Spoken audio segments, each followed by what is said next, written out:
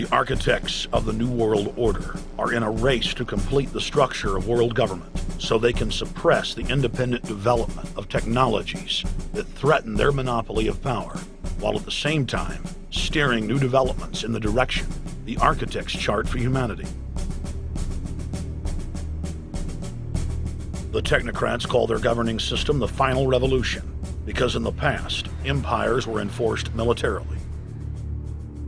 Now enforcement is primarily psychological and economic, and society itself is a construct of the elite who operate outside the controlled paradigm and control the civilization within, just as a child maintains the environment of a fish tank. We are like lab rats, living out our entire existence, never questioning the confines of the cage or the scientist who experiment on us. New World Order engineers have hijacked human destiny.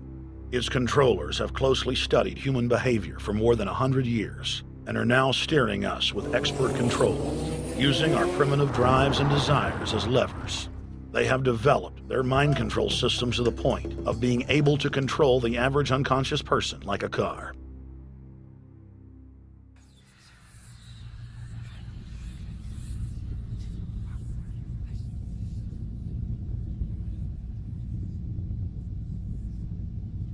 Eugenics dominated the 20th century.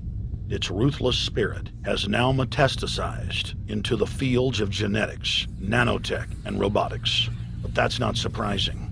From their inception, all three disciplines have been dominated by eugenicists.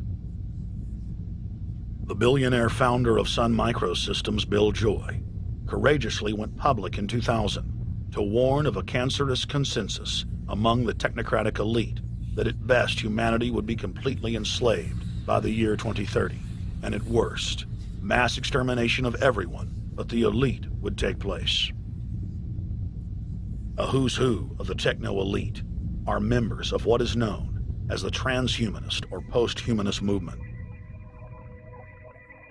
Many of its adherents see only the beneficial aspects of technology's exponential rise, like bringing sight to the blind, sound to the deaf, and longer life for all.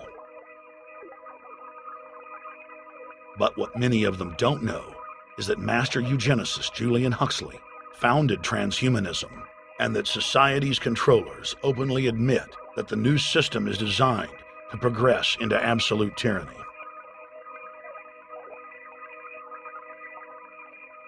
Leading transhumanist Ray Kurzweil boasts that technological advancements will allow those that can afford it to live forever, but admits that most won't be able to keep up with the new master race. The drive for world government is now all about who will control and have access to radical life extension systems. Biological evolution is too slow for the human species. Over the next few decades, it's going to be left in the dust. Transhumanists believe that they will attain the fountain of youth by merging with technology. Now, it may be within their reach. Decades ago, transhumanists said that if you did not accept augmentation or enhancements, you would no longer be able to get jobs. And now it's happening today.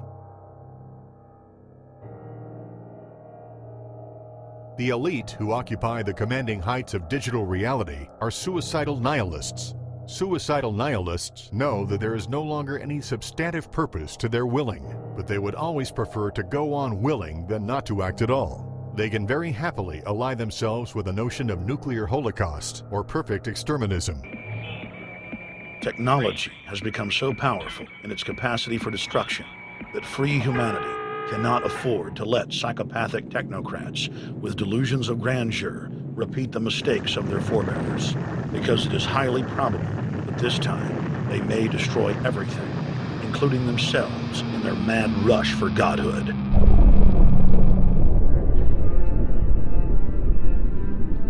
In this film, we have chronicled the Overlord's bloody orgy of experimentation, which already claimed the lives of more than 150 million people in the 20th century. And now, they are promising to deliver an invincible tyranny that will dwarf their past exploits.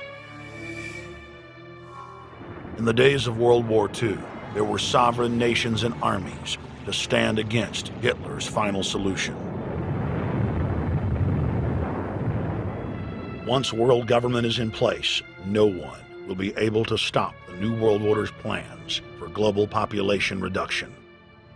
For those immune to psychological programming, hundreds of FEMA camps have already been built throughout the United States. In their quest for population reduction, no method is off the table.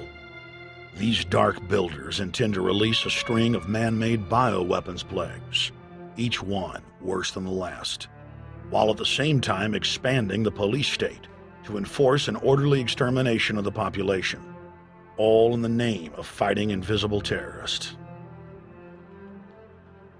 And the Georgia Guidestones stand today as a cold testament to the elite's sacred mission.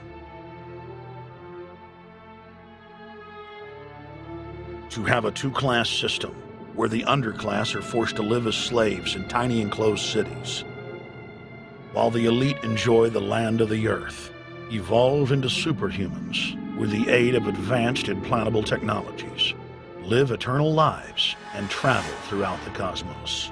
This is the promise given to the inner members of the New World Order and the agenda of the Bilderberg Group.